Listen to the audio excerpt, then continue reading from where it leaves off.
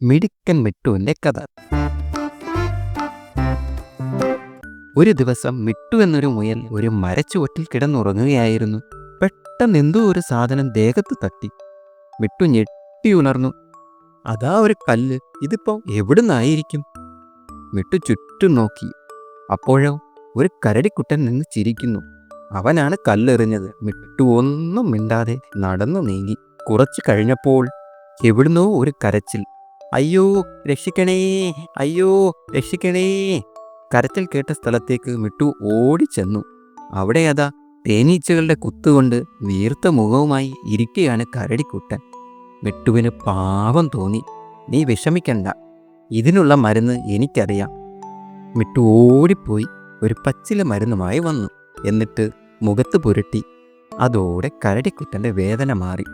മിട്ടു പറഞ്ഞു, എല്ലാവരെയും വെറുതെ ഉപദ്രവിച്ച് നടന്ന നീ ഒടുക്കം തേനീച്ചകളെയും ഉപദ്രവിച്ചു. ഇനിയെങ്കിലും വികൃതികൾ മതിയാക്കി നല്ല കുട്ടിയായിരിക്കൂ. വേദന കൊണ്ട് പൊളഞ്ഞ കരടിക്കുട്ടൻ മനസ്സില്ലാ മനസ്സോടെ സമ്മതിച്ചു. അങ്ങനെ മിട്ടുമുയലും കരടിക്കുട്ടനും നല്ല ചങ്ങാതിമാരായി മാറി.